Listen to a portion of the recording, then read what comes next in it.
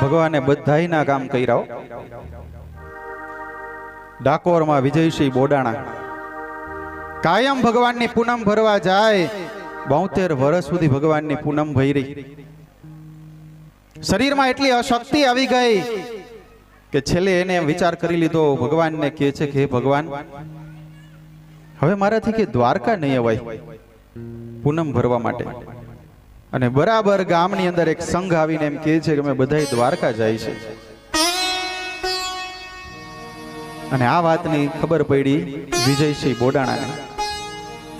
વિજયસિંહ બોડાણા કે અત્યાર સુધી કમાણો, પણ હવે મારા શરીરની અંદરમાં કે નબળાઈ બહુ આવી ગઈ છે. આજે કે દ્વારકા જવા માટે મારી પાસે કે પૈસા નથી, કોઈ સંપત્તિ નથી એવી કોઈ વસ્તુ. અને જઈને આ સંઘના એક માણસની પાસે જઈને કહે છે કે એક ભાઈ છે કે એને દ્વારકા આવવું છે, પણ એની પાસે કે કાંઈ રકમ કે કાંઈ છે નહીં. તમારે દ્વારકા આવવું છે? તો કે હા. તમે એકવાર તમારા ઘરે કહી આવો, જાઓ તમારા પત્નીને. એની પત્નીને જઈને કહેવા માટે જાય છે કે મારે દ્વારકા જવું છે. જઈ આવો એકવાર. પત્ની પણ કેવી સહભાગી બનનારી હતી. જઈ આવો તમારે કે દ્વારકા, પણ કે ધ્યાન રાખજો જરા, તમારી તબિયત કે હમણાં સારી નથી રહેતી. ભગવાનને મળવા માટે પોતે દ્વારિકા જાય છે, સંઘની સાથે જાય છે. અને ત્યાં રાત્રિના સમયે એને એક સ્વપ્ન આવે છે. સ્વપ્નમાં ભગવાન દ્વારિકાધીશ આવીને એને કહે છે કે બોડાણા, તમે આવો ને દ્વારકા તો મારી માટે એક ગાડું અને એક બળદ લઈને આવજો. હવે કે મારી પાસે તો કે ગાડુંય નથી ને બળદય નથી. કે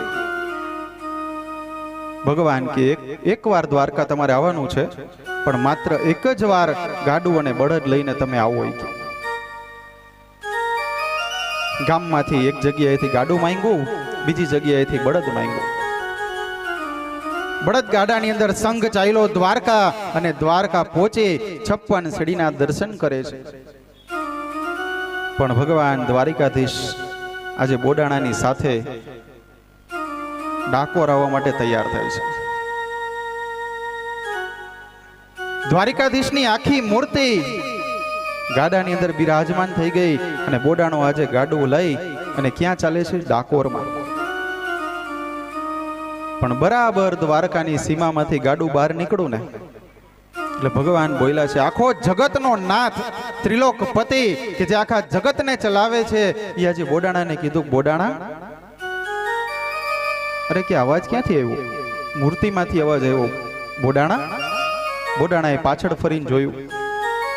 બોડાણા થાકી ગયા હશો એ કે તમને થાક લાગ્યો છે, તમે હવે પાછળ આવતા રહ્યો, હું અહીં આગળ આવી જાઉં છું. ભગવાન દ્વારિકાધીશ બોડાણાનું ગાડું હલાવીને ડાકોર લઈ આવ્યા છે. માર્ગની અંદરમાં સવારે લીમડા નીચે બેસે છે. ભગવાન બોડાણાને લીમડો આખો ભગવાન ખાલી સ્પર્શ કરે છે ત્યારે કડવો લીમડો આખો મીઠો બની જાય છે. આજે પણ આ લીમડો ડાકોરની બાજુમાં છે, તમે જાઓ ને. બીજે દિવસે દ્વારિકાધીશના પૂજારીઓ બધાએ જ્યારે દ્વારકા મંદિરમાં પહોંચ્યા તો ભગવાનની મૂર્તિ ન જોવા મળી. બધાને ખબર પડી ગઈ કે દર પૂનમે બોડાણો આવે છે ને કે એ જ લઈ ગયો હોય. બધા પૂજારીઓ આજે ડાકોર આવ્યા. ભગવાને બોડાણાને કીધું, તમે એક કામ કરો, મારી મૂર્તિને છે ને ગોમતીજીમાં સંતાડી દો તમે. ભગવાન દ્વારિકાધીશની મૂર્તિ સંતાડી દીધી, પણ એક એક તીક્ષ્ણ ઘા લાગવાથી ગોમતીજીનું પાણી લાલ થઈ ગયું. પછી તો કહેવામાં આવ્યું કે જો તમારે આ મૂર્તિ પાછી જોતી હોય ને તો ભારોભારી કે સોનું અમને આપો. અને આજ ગંગાબાઈ વિજયસિંહ બોડાણાના પત્ની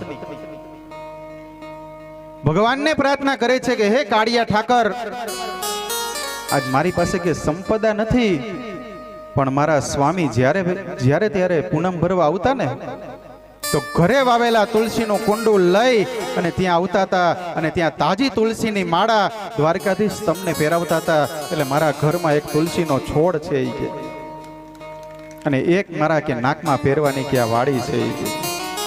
આના સિવાય બીજું મારી પાસે કાંઈ સુવર્ણ છે નહીં કે. ભગવાનને કે તમારે લાજ રાખવાની છે.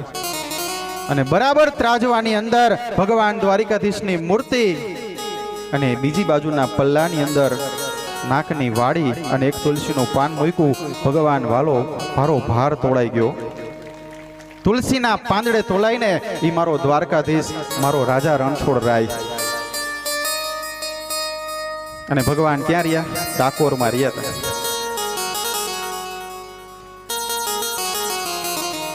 ત્યારથી ભગવાન બન્યા ડાકોરના રણછોડરાય.